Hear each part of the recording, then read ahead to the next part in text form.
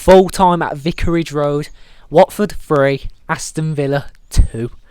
Not the best opener, I can definitely say, but a very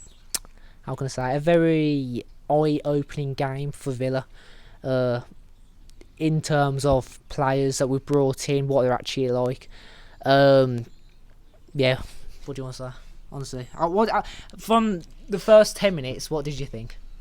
Well, I'm going to try and be a little bit more PG than what I was like. But Ben, it's alright. I think We're both 19, by the way. We can swear when we want to swear. That's not how YouTube works.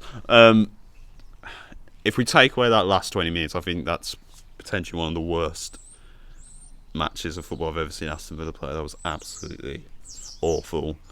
The first 10 minutes, it didn't look like we had a clue what we were doing. I think for me, just throughout the whole game, the lack of possession on the ball, really not being able to keep a hold of it, giving away so cheaply to like Nakamba, McGinn, El Ghazi. I think the main talking point though in that first 10 minutes has got to be Matt Targett. For me, one of my player of the season last year. I have no clue what the hell was wrong with him. Admittedly, might have been the lack of fitness, might have been the lack of time in a pre-season. Absolutely over the shop. I know Ismail Sarr is a difficult player, and I think it was Semo, is it, for Watford?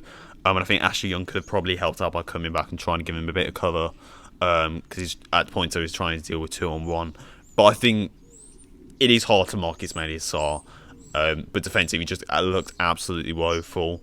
There were times the ball was just going around him. He's just standing still, having McGinn or somebody behind him to clear up the ball. And then obviously the first goal comes in. A really okayish block by Konza, but the ball just goes straight back into Semo, and he puts it in underneath Martinez's arms. I think he should be saving. I think he should be doing much better there.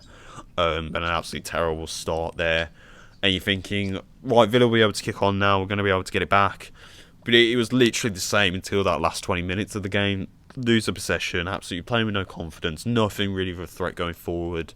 And then next thing you know, Nakamba or Buendia loses the ball. Middle of the pitch, Watford break on us. I think a really unlucky goal, to be fair. Comes off Mings, obviously trying to make a clearance and completely just lobs him and the keeper, putting it 2-0 there at half time. I sat down and instantly thought this game's over. And then obviously half time changes are made. Obviously Buendia comes off for... Well, no, Buendia doesn't come off. Sorry, Target instantly comes off for Jacob Ramsey, moving Ashley back into that left back position. But also the likes of Jacob Ramsey coming off for Buendia.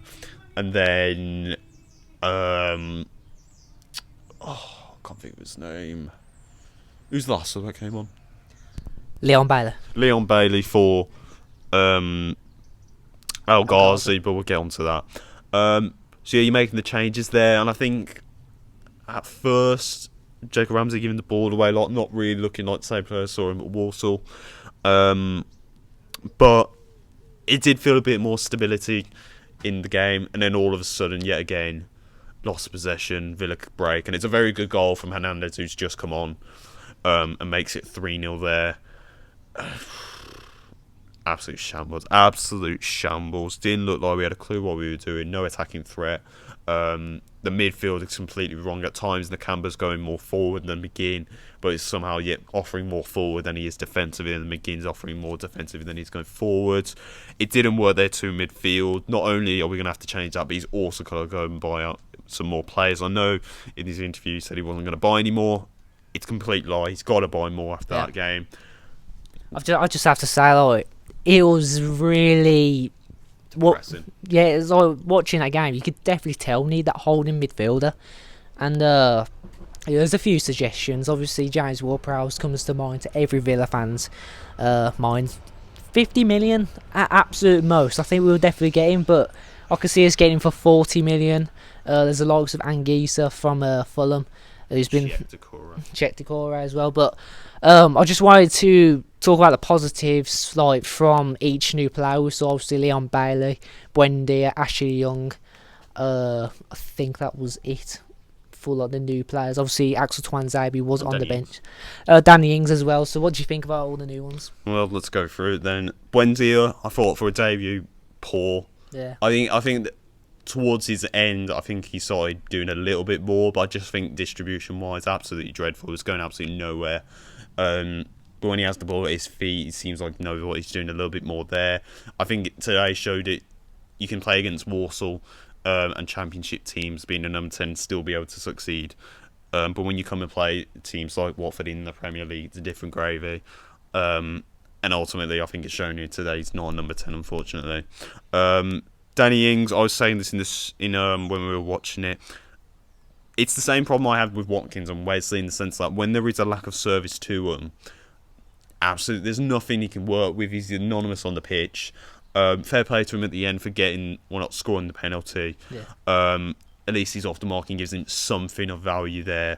But I think he will definitely be disappointed today, and I do feel bad for him as well, considering he's had nothing to work with. Ashley Young, I thought at times he looked all right. Again, I think he should have provided a bit more cover to Matt Targett. But I think when he went at left back, really just started to become anonymous in the game. Really didn't offer much. Leon Bailey. I think that was the saving grace in that last 20 minutes. I think absolutely shows me 110%. I mean, we've already said it. It's an absolute great buy. I think it really establishes today. Absolutely phenomenal. Obviously, making an instant impact. That brilliant cross in Mcginn getting the goal. Really causing a bit of problems on that left-hand side. Just really bringing some more creativity and attacking threat, which we've missed all game. And yeah, look, he absolutely ran the show, and I think it's definitely certain now that he's got to be starting every game. So I was happy there. Obviously, Bertrand Traore came on. I thought it was a bit worrying considering how one-footed it was, and there were times where clearly there's an option to go forward and he's going backwards because he just can't. He has no confidence to play on his right foot, but he did win the penalty. Yeah. Clear penalty for me, similar to the Matt Targett one where he's literally just put a trailing leg out to get the tackle. I think it's Messina's done that as well. And yeah, obviously we end the game 3-2. There was that really late chance at the end. Just didn't come. I think if we're going through plays that I think a man of the match, I would have to give it to Bailey. I know McGinn's the obvious option, but really didn't do enough for me. I think Bailey clearly had more of an impact than anybody else in the team. Sorry, my dog's just come out. But I just want to echo about Leon Bailey. I do believe he was man of the match as well.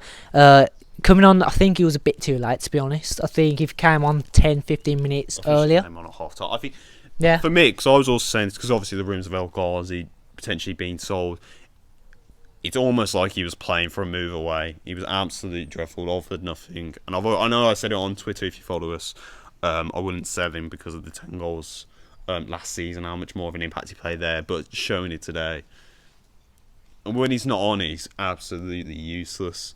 But in terms of quick play rundown, Cash, I thought he did okay, if not underwhelming, average. Massively underwhelming. I thought Konza wasn't at his best today, same with Mings, but it was nice seeing him. A captain felt a bit more like we had a bit more of a leader on the pitch. I thought Martinez, as I said, could have done better with the first goal. The Canberra shows why we need some more depth in that midfield and actual quality. McGinn, it's all right. I mean, the goal was good, weren't it? I mean, the goal, obviously, it's a good feat. It's the assist that really did it. He's coming more deeper, and it felt like Nakamba, when going forward, had a bit more to offer. And yeah, it's an incredibly disappointing result, obviously, because I came to this super confident. Watford, obviously, I'd had them bottom of the league. Still do. It still could happen, but we've absolutely made them look 10 times better than I feel they are, and that's what's annoying me. We're supposed to be these top 6 contenders, and we've absolutely blown it in the worst possible way. It's the fact that, we're going to hear it, that we miss a certain person, we miss this, we miss that, Richard Kelly going, John Terry going, how that's had an impact. And that's what really sucks about it, because you come into this so excited that it's the first game of the season. I mean, if I'm being honest, I was about to go and play football without even watching this game today. That's how much I was going to do it, but I thought I'd watch the because I really want to see it. But when you see stuff like that, it's disappointing. And considering our next fixtures, Newcastle at home, which we'll hopefully be going to. Yes, I just wanted to say quickly, I think the fans will play a big part in that game. Well, they better, considering many. Considering it's going to be sold out. But yeah, I think if it's nothing but a win at Newcastle, I can't believe I'm already saying this because I agree with you in the sense Don't say it. I know it's first game of the season, but I think there's very, very worrying signs if we can't beat Newcastle. And then Brentford, I know it was it wasn't a great performance, but they beat Arsenal. They managed to overcome. Why would they overcome the odds? Because even I said they were going to win. Yeah. And then obviously we've got Chelsea and Everton, which is going to be two tough games. He's got to hit the ground running, and I think Newcastle, he's got to improve it massively. I think I would have been much more un-PG if it was 3-0, potentially 4-0 even, because Troy Deeney had a chance at the end. Minor. But I think we should end it on a positive note.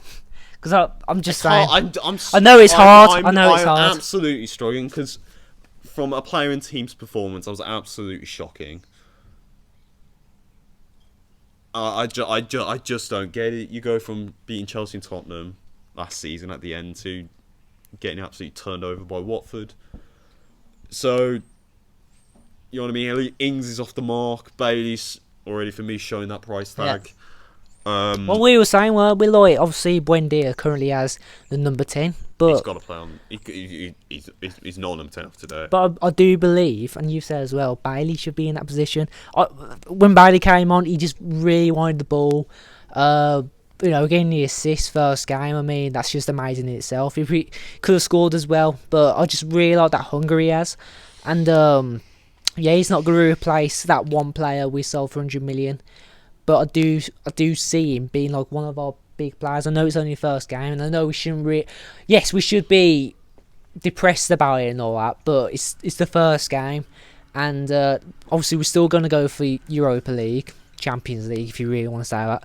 But it's the first game back. Yes, we've lost to Watford, but you got to remember we've just lost a massive key player.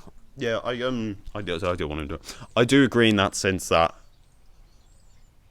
I agree it's a new team. I understand there's new players. I understand Grealish is gone. And I've already said before, there is that void when we don't have him, we haven't played well. But there's times we played with him, we haven't been well.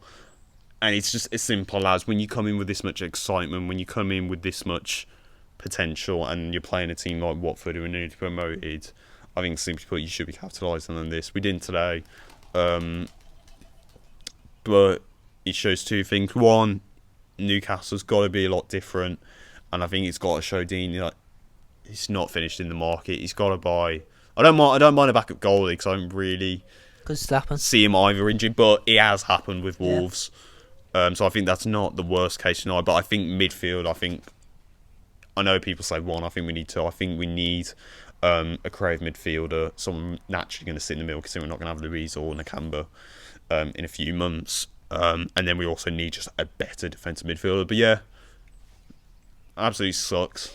So I just want to end the video off saying, obviously it's a bad start, but still we are going to still go for top 6 and all that. And you've got to keep positives, because obviously Dean's had a good look now for 90 minutes. What's going wrong? And personally, I think it's Bailey who should have stayed. The reason he didn't start is because he's only just sort of came in. Yeah. He's only had around 2 training sessions, and he's already got the assist in the Premier League game. So it's high hopes for him. I think in a few games to come, he'll be one of our top goal scorers. If you ask me, I think Danny Ings is definitely going to still be up there. Watkins will soon be back. I don't think he'll be back for the Newcastle game. But, I'm really happy that we've gone for Leon Bailey in the transfer window, because I do believe he's going to be one of them key players this season. But, yeah, just to end the video off as well, me and Ben, more likely than unlikely, are going to the Newcastle game. So, that's soon to be positive about. And hopefully we can get the win there. Because obviously last time Newcastle have gone against us in their last 2 games, we've won 2-0. So yeah, hope you like the video, guys. I know it wasn't too positive, but it is what it is, isn't it? So yeah, please. Finish on a positive. Yeah. Also, thank you for getting us to 400 subscribers. You know, I know we're just over it right now, with like 410 or so, but it's just really nice. So please keep subscribing to the channel, keep liking the videos, and yeah, comment down below what your thoughts were on the game, yeah, of the Villa, with the Pride of Villa. We'll see you next time.